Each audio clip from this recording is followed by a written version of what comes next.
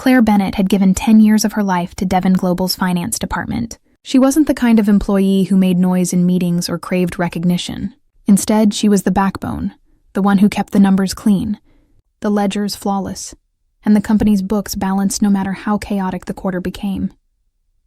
People in the office used to joke, if Claire ever takes a day off, the entire company's budget will collapse like a house of cards. They were only half joking. Claire knew the system inside out, not because she was forced to, but because she loved the discipline of numbers. Numbers didn't lie. People did. And then came Todd Harrison. Todd was the kind of CEO who walked into a room as if he owned not just the company, but the entire skyline. He was young, good-looking, overconfident, and the kind of leader who valued style over substance. Within weeks of arriving, he was making bold speeches about streamlining operations, cutting dead weight, and transforming Devon Global into a lean, modern powerhouse. At first, many in the office were dazzled by his charm. He dressed sharp, dropped Silicon Valley buzzwords in every meeting, and had the board eating out of his hand. But Claire wasn't fooled. She had seen leaders like him before, men who thought charisma could replace competence. The first sign of trouble came on a Friday morning Zoom call. With a casual shrug, Todd announced, "Unfortunately, the old finance system is a little top-heavy. Consider some of your bonuses canceled." The words hit the team like a punch. Faces froze on screen. One manager faked a cough to hide a curse. Another quickly muted his mic. Nobody dared to challenge him. Nobody, except Claire, who said nothing. At least not out loud. Instead, she quietly split her screen in two. On one side, Todd's smug face filled her monitor. On the other, she opened a Word document titled Audit Plan V3. Her fingers hovered over the keyboard, and for the first time in years, she felt a cold clarity settle in. The next blow landed harder. Todd sent an all-staff email with Claire's name in it. He claimed she was under investigation for misusing company resources. Claire read the email twice. Her chest tightened for a moment. Anyone would feel the sting of such an accusation. But instead of panic, something else flickered across her face. Calm determination. If Todd wanted to play this game, he had picked the wrong opponent. Claire's greatest weapon had always been her documentation. Every email, every invoice, every approval chain. She saved them all. She didn't just keep records. She lived inside them. Todd thought accusations would corner her. In reality, he had just opened the door for his own downfall. Over the next few days, Claire noticed something unsettling. Todd began pushing her to adjust certain numbers in the quarterly reports. On the surface, the requests looked harmless, shifting a payment here, delaying an invoice there. But when Claire dug deeper, she found patterns that chilled her. Invoices that had been double-counted, vendor accounts that didn't exist, and most alarming of all, a confidential account where hundreds of thousands of dollars had been transferred, with no approval trail. It was fraud. Clear as daylight. Claire didn't confront him directly. That would have been reckless. Instead, she quietly upgraded Audit Plan V3 into Audit Plan V4. Line by line, she built her case. Late at night, when the office was empty except for the cleaning crew, Claire stayed behind. The glow of her monitor lit up her face as she compiled files into an encrypted folder. She double-checked the metadata, cross-referenced signatures, and began drafting an email. Subject: Preliminary audit findings. Confidential recipients. Audit committee. HR, legal. Her finger hovered over the send button. But she didn't press it. Not yet. Timing was everything. Todd was still basking in his own arrogance. The higher he climbed, the harder he would fall. The next morning, Todd strutted into the finance floor like a king surveying his court. His cologne was too strong, his latte too expensive, and his confidence so thick it was suffocating. He stopped at Claire's desk, leaned on her cubicle wall, and smirked. "Hope you're not taking those accusations personally, Claire." "It's just business." Claire looked up at him. She didn't flinch, didn't frown, didn't give him the satisfaction of a reaction. She simply nodded once and returned to her work. But in her eyes was a fire Todd didn't recognize. 2 days later, The internal audit committee scheduled a special meeting. Todd was eager, almost giddy, convinced he would emerge as the visionary CEO who cut costs and exposed inefficiencies. But Claire had something far more powerful than speeches or spin: proof. The night before the meeting, Claire sat in her apartment with her laptop open. The USB drive, encrypted and labeled audit evidence, rested in her hand. She slipped it into her purse, exhaled slowly, and whispered to herself, "You accused me, Todd. Now let's see if you can survive your own numbers." With that, she closed her laptop. Tomorrow, the war would begin. The next morning, Claire arrived at Devon Global's headquarters earlier than usual. The glass building stood tall against the city skyline, reflecting the golden rays of sunrise. Employees trickled in with coffee cups in hand, greeting one another with tired nods. But Claire walked with steady steps, her black heels echoing against the marble lobby floor. Inside her leather purse, the small encrypted USB rested like a secret weapon. She touched it once, just to feel its weight, reminding herself that it carried the truth Todd Harrison had worked so hard to bury. By 9 a.m., the 11th floor boardroom was already buzzing. The audit committee, 5 members appointed by the board, sat around the long oak table, flipping through papers and opening laptops. A representative from HR was there, along with 2 attorneys from legal. Todd sat at the head of the table, his tailored suit flawless, his smile confident. "Good morning, everyone," he said smoothly. "Let's get started. This is about tightening our ship, making Devon Global leaner, smarter, stronger." Claire took a seat quietly at the far end of the table. She opened her laptop but didn't speak. She let Todd talk, because arrogance was always loud and truth was always patient. Todd began his presentation with flashy slides, colorful graphs, trimmed expenses, upward trending projections. He spoke of cost-saving initiatives and restructured vendor relationships. The committee nodded, though some looked skeptical. Then Todd dropped his bomb. "Unfortunately, we've discovered irregularities in the finance department, specifically in processes overseen by Claire Bennett." Every eye turned toward her. Todd's tone was smooth, almost sympathetic. Now Claire has been a loyal employee for years, but loyalty doesn't excuse negligence. "We believe company resources may have been misused under her watch." Claire's pulse quickened, but she didn't let it show. She simply folded her hands on the table and said calmly, "May I respond?" Todd smirked. "Of course. That's why you're here." Claire reached into her purse, pulled out the USB, and slid it across the table. The legal counsel plugged it into the projector laptop. A folder appeared on the screen. Audit evidence. "Before we go further," Claire said, her voice steady, "I think it's important the committee see the actual numbers, not just projections." Click. The first file opened. A spreadsheet filled the screen, rows of transactions highlighted in red.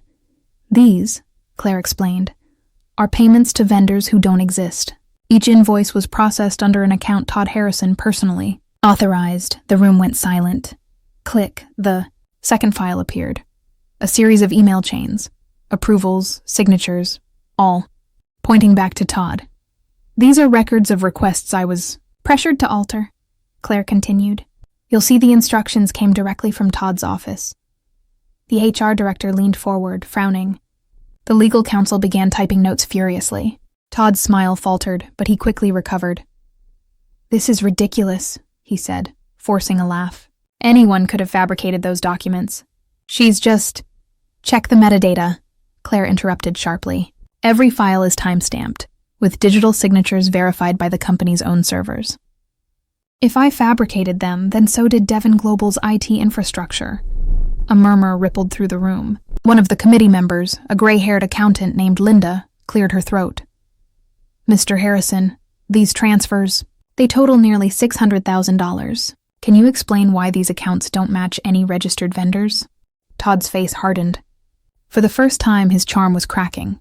He shuffled his papers, stammering something about strategic partnerships and confidential initiatives. Claire leaned forward. Her voice was calm, but it carried weight. With respect, those partnerships don't exist. The money was funneled into accounts with no legitimate trail. I have every reason to believe this was intentional. The air grew heavy. Even the ticking wall clock seemed louder. Todd's jaw tightened. He turned to the committee. This is a personal vendetta. She's bitter because her bonus was cut. She's fabricating this to save her job. Claire didn't flinch. She opened the final file, a PDF scan of a signed authorization. Todd's signature was bold at the bottom. This document, she said, shows the transfer approval. The problem? This vendor was dissolved 3 years ago, which means Todd signed off on payments to a company that legally doesn't exist. Gasps broke out around the table. The legal counsel immediately requested copies. Todd's face flushed red. He tried to interrupt, but Linda, the accountant, raised her hand. Mr. Harrison, we need you to step outside for a few minutes. The committee needs to review these documents privately. For the first time, Todd looked powerless. His lips tightened as he stood, glaring at Claire as if his eyes could burn her alive. He left the room, the door clicking shut behind him. The committee erupted into hushed discussion. HR whispered to legal whispered to Linda, and Claire sat silently, her heart pounding, but her expression unreadable. After 20 tense minutes, Todd was called back in. He walked with forced confidence, but his shoulders had dropped slightly. Linda cleared her throat. Mr. Harrison, until further investigation is completed, the committee is suspending you from all financial authorizations. Effective immediately, Todd's eyes widened. You can't do this? It's procedure, Linda said firmly. Claire watched him, her face calm. Inside, adrenaline surged, but she didn't let it show. Todd turned his glare on her. You think you've won? This isn't over. Claire met his eyes without blinking. You're right. It's not over, but now at least it's fair. Todd Harrison had always been a man who thrived on control. He walked into rooms expecting people to stand straighter, to laugh at his jokes, to hang on his every word. But when he walked out of that boardroom suspended, the entire company felt the shift. Whispers spread across Devon Global's headquarters like wildfire. By noon, employees in every department had heard, the new CEO was under investigation. The golden boy had cracks in his crown. Claire Bennett returned to her desk with no fanfare. She didn't smile, didn't celebrate. She simply opened her laptop and began typing a summary for the audit committee. To her, the fight wasn't over. Suspensions could be temporary. Men like Todd rarely went down without a fight, and she was right. Within 24 hours, Todd launched his counterattack. That evening, Claire received an email from an anonymous account. The subject line read, "You'll regret this." Attached was a blurry photo of her leaving the building with her purse. The implication was obvious.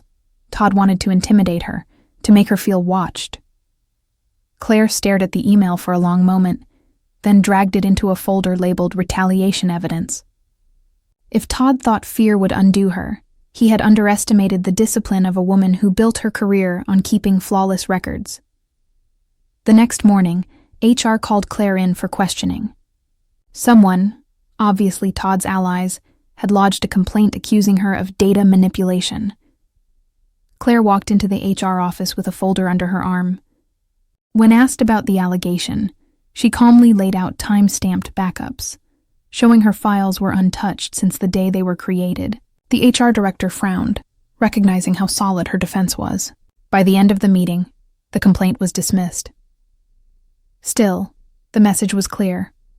Todd was fighting back from the shadows. Meanwhile, the audit committee's investigation deepened. External auditors were brought in. Claire worked late nights, providing files, explaining processes, showing them the paper trails Todd thought were invisible. Every new file made Todd look guiltier, but Todd wasn't done. On the third week of the investigation, he tried to rally allies among the board. At a private dinner with 2 directors, he spun a tale about Claire being vindictive, unstable, and obsessed with bringing him down. He claimed the transfers were part of a confidential government contract that he wasn't legally allowed to discuss. Unfortunately for him, one of the directors secretly recorded the conversation. The next morning, that audio found its way to the audit committee, When Claire was shown the transcript, she didn't smile, but inside, she knew Todd was digging his own grave. Still, the pressure on her was immense. Rumors swirled in the office. Some coworkers avoided her, afraid of being associated with her fight. Others quietly slipped her encouraging notes. "Keep going, Claire. We believe you." One night, exhausted, she sat in her apartment staring at the city skyline. For the first time, doubt crept in. What if Todd actually finds a way to twist this? What if the board decides I'm the problem? Her phone buzzed. A text from Linda, the accountant on the committee. "You're not alone in this. The truth is on your side. Rest tonight. Big developments tomorrow." Claire exhaled slowly. She closed her laptop and let herself rest for the first time in weeks. The big development came sooner than she expected. The following morning, the auditors discovered something explosive. Todd hadn't just funneled money into ghost accounts. He had also used company funds to purchase a luxury apartment in Manhattan under a shell corporation. The documents tied the shell company directly to his personal bank account. The evidence was irrefutable. The audit committee scheduled an emergency board meeting. Claire wasn't required to attend, but Linda personally requested her presence. When Claire entered the boardroom, the atmosphere was electric. Todd sat at the far end, his usual confidence replaced by simmering anger. He looked like a man cornered. The lead auditor laid out the findings in painstaking detail. Every slide on the projector tightened the noose around Todd's neck. Finally, the auditor showed the purchase agreement for the Manhattan apartment. Todd's name, his signature, his bank transfers, all exposed. The room fell silent. Todd slammed his fist on the table. "This is a setup! Claire orchestrated this entire witch hunt." All eyes turned to Claire. She stood slowly, her voice steady. "With respect, Mr. Harrison, numbers don't lie. People do. You tried to use numbers as your weapon, but they've turned against you, and this time the truth is documented." For a moment, Todd had no reply. His mouth opened, then closed again, like a fish gasping for air. The chairman of the board cleared his throat. "Mr. Harrison, effective immediately. You are terminated from your role as CEO of Devon Global. Security will escort you from the building." Todd's face drained of color. "You can't do this. You need me. This company needs me." But nobody moved to defend him. Even his allies on the board avoided his eyes. Security entered the room. Todd glared at Claire one last time, his eyes burning with hatred. "You'll regret this, Bennett. I swear you'll regret this." Claire didn't flinch. She simply replied, "The only thing I regret is how long it took to expose you." As Todd was escorted out, the tension in the room eased. Some directors sighed in relief. Others shook their heads in disbelief. Linda placed a reassuring hand on Claire's shoulder. "You did what had to be done," she said softly. Claire nodded, but she knew the story wasn't finished. Todd might have been fired, but men like him rarely disappeared quietly.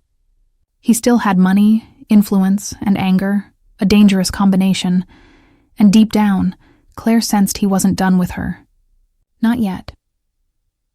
Todd Harrison was gone from Devon Global, escorted out of the building by security, his reign of arrogance shattered in front of the very people who once admired him. But Claire Bennett knew better than to believe it was over. Men like Todd never walked away quietly. For weeks, she returned to her desk, quietly continuing her work. The company, now free from Todd's reckless leadership, slowly began to stabilize. The board praised her bravery. Linda from the audit committee even suggested she be considered for the role of chief financial officer. But beneath the surface, shadows lingered. Claire began receiving strange phone calls late at night. Unknown numbers, silence on the other end. One evening, she discovered someone had tried to access her apartment mailbox. Another day, an envelope arrived at her desk. Blank inside, except for one typed sentence, "You think you've won. This isn't finished." She didn't need a signature to know who it was from. Todd, even fired, even disgraced, he was clawing for revenge. He still had money tucked away in offshore accounts, contacts in high places, and enough bitterness to poison the air. But what Todd didn't understand was this. Claire wasn't afraid anymore. She had stared him down at his strongest, and won. One evening, Claire stayed late at the office, reviewing vendor contracts. The glass windows of the finance floor reflected the city lights. She felt a presence before she heard the footsteps. When she looked up, Todd was standing there. He looked different now. The perfect suit was gone, replaced by a wrinkled jacket. His eyes were bloodshot, his face thinner, harder, but the anger was still there, burning hotter than ever. "You ruined me," he hissed. "Do you have any idea what you've done?" Claire stood, her hands steady. "I didn't ruin you, Todd. You ruined yourself." "I just held up the mirror." Todd's voice cracked with desperation. "I was building something bigger than you could understand. I deserved that money, that power. And you—" He jabbed a finger at her, trembling. "You took it all away." For a moment, the room was silent except for the hum of the city outside. Then Claire spoke, calm and firm. "You don't deserve power built on lies. Devon Global is better without you, and I'm done letting men like you hide behind charm and deception." Todd's eyes darted, restless, as if searching for some last card to play. But he had none left. Security arrived within minutes, alerted by the night guard when Todd slipped into the building. He struggled, shouted threats, but they dragged him out once again. This time, the police were waiting downstairs. The next morning, Devon Global employees read the news. Former CEO Todd Harrison, arrested for corporate fraud, embezzlement, and harassment. It was over. Truly over. Claire sat at her desk, staring at the headline on her screen. Relief washed over her, not just for herself, but for the entire company. The empire Todd tried to build on lies had finally collapsed, and truth had prevailed. Later that week, the board officially offered Claire the position of Chief Financial Officer. She accepted, not for glory or power, but because she knew the company needed someone who believed in integrity, not illusion. Standing in her new office, overlooking the city skyline, Claire whispered to herself, "Numbers don't lie, people do. And in the end, truth always wins."